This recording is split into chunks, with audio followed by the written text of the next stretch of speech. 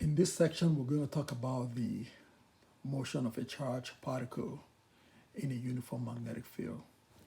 So before we get into some of the details, I just want to mention that so whenever you see a dot represents a magnetic field that is pointing out of the paper. And when you see a cross represents a magnetic field that is pointing into the paper.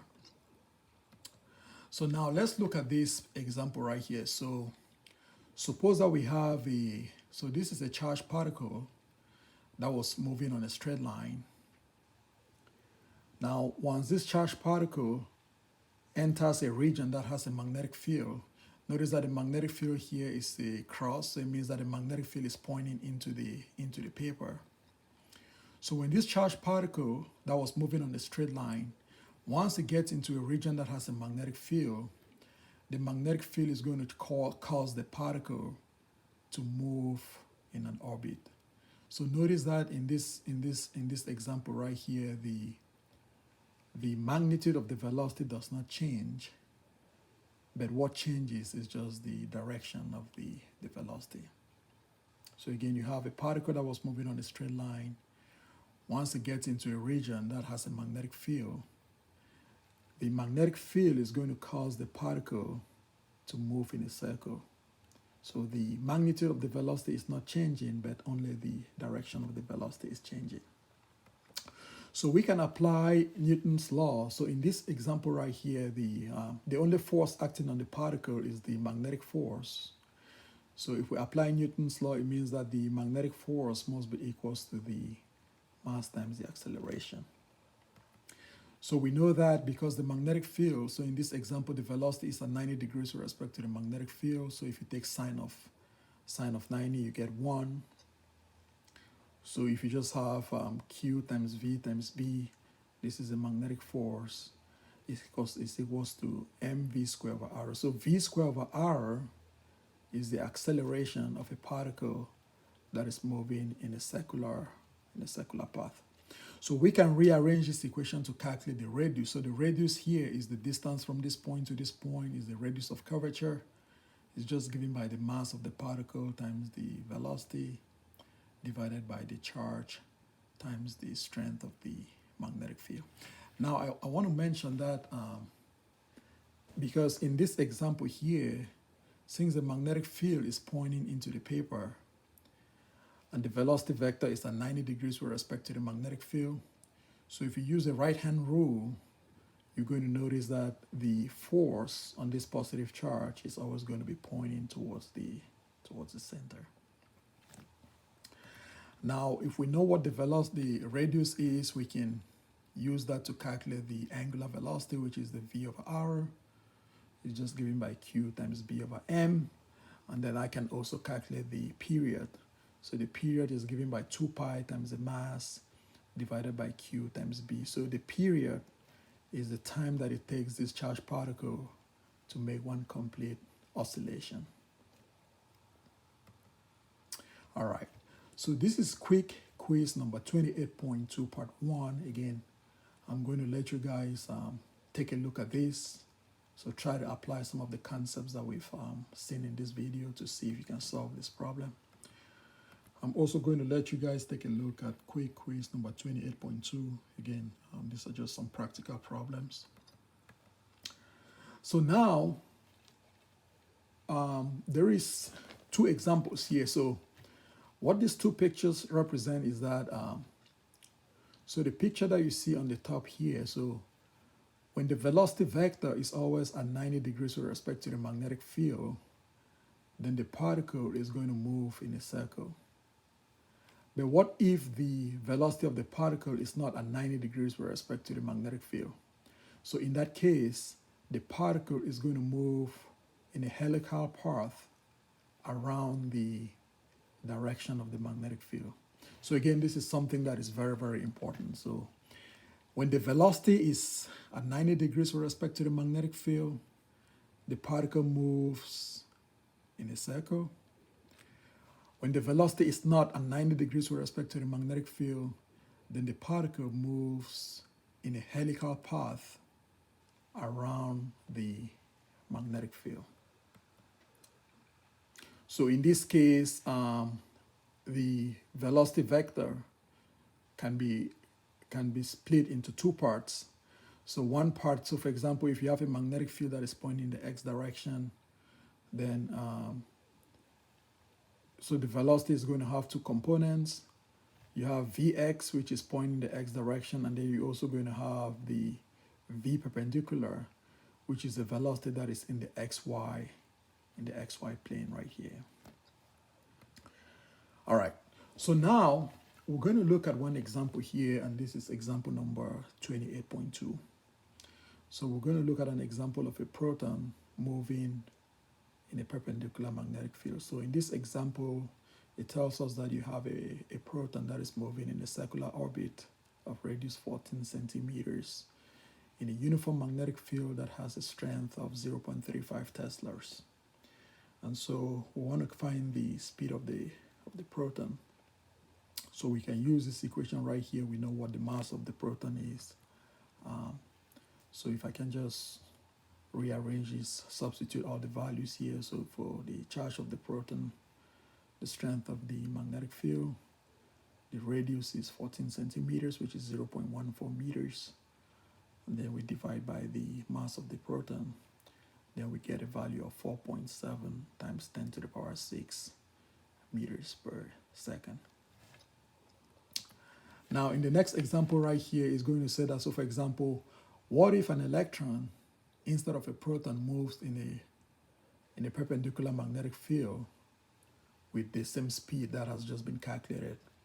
Will the radius of its orbit be different? So again, this is something that I want to let you guys try out this problem, but basically what you're going to do is just to use this equation right here. So now that you know the velocity, you can use this equation to calculate the radius of the orbit of an electron. All right, now let's look at the second example right here. So this is example number 28.3. So this is an example where you have the bending of an electron in a magnetic field. So again, so basically what we're saying here is that we have one experiment in which the electrons were placed in a magnetic field and accelerated through a potential difference of 350 volts, and then enter a region that has a uniform magnetic field.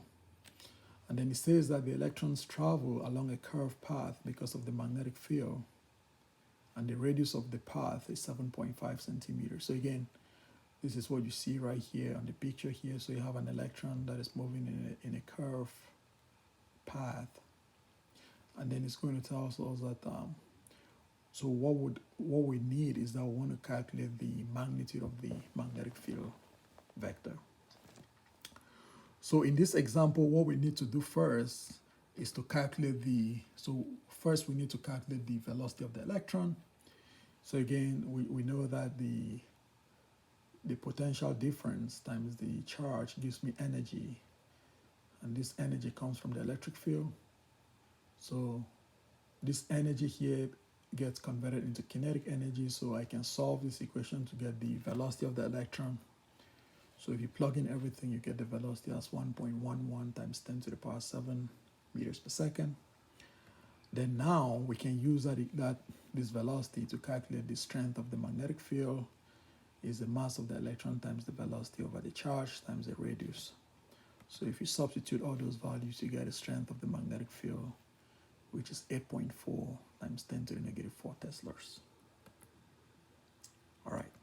Then we can also go ahead and calculate the angular speed, which is also the angular velocity. So if you plug in so since we know what the velocity is, you just divide that by the radius, then this is about 1.5 times 10 to the power 8 radians per second. You can also calculate this in revolutions per second. So for example, we know that for any one revolution, there is 2 pi radians. So if you want to express this in revolutions per second, you end up getting something like 2.4 times 10 to the power 7 revolutions per second. So it means that in 1 second, the electron is going to do something like about 24 million. So 2.4 times 10 to the power 7 is about 24 million. So it's about 24 million revolutions per second. All right. So now I'm going to spend a little bit of time here to talk about some applications of the motion of a charged particle in a magnetic field. And the first one that I want to talk about is this example that is called the aurora. So basically, an aurora is formed by very, very high energy particles. Now, these high energy particles are called solar storms. So these are very high energy particles that originate from outer space. Now, what happens is that as these particles move closer to the Earth, what happens is that the magnetic field of the Earth is going to cause those particles to move in a helical path around the magnetic field. So you have high energy particles that were moving in a straight line from outer space, but once they get closer to the Earth, because the Earth has a magnetic field, it's going to cause those charged particles to move in a helical path. Now, because the charged particles are going to be moving in a helical path, it means that the charged particles are going to be accelerated by the magnetic field of the Earth, and this is going to cause those charged particles to radiate energy in the form of electromagnetic radiation, and the energy could be in different colors, such as blue, green, and yellow. We can also think about this by saying that when the charged particles get accelerated by the magnetic field of the Earth, then those charged particles can collide with air molecules. And once they collide with air molecules, they knock off electrons from the air molecules to ionize the air molecules. And the air molecules can give off light that can be of different colors. Now, another example of the motion of a charged particle in a magnetic field is an example that is called the velocity selector.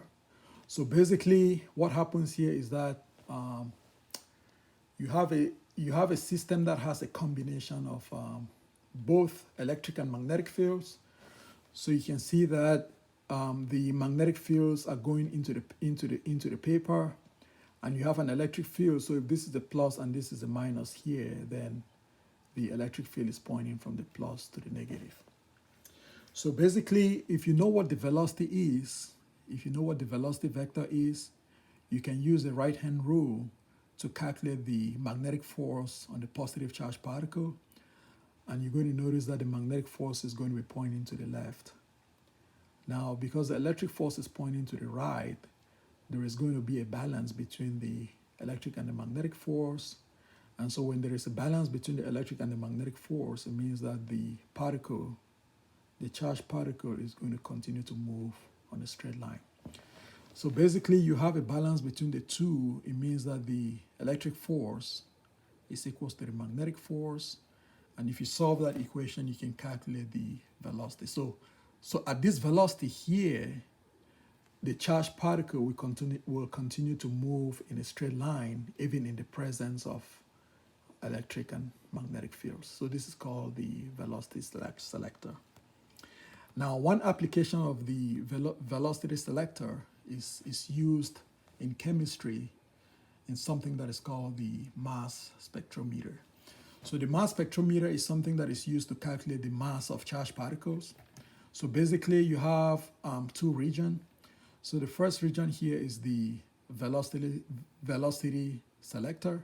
So you have a charged particle that is moving in the presence of electric and magnetic fields. So again, the electric field is such that the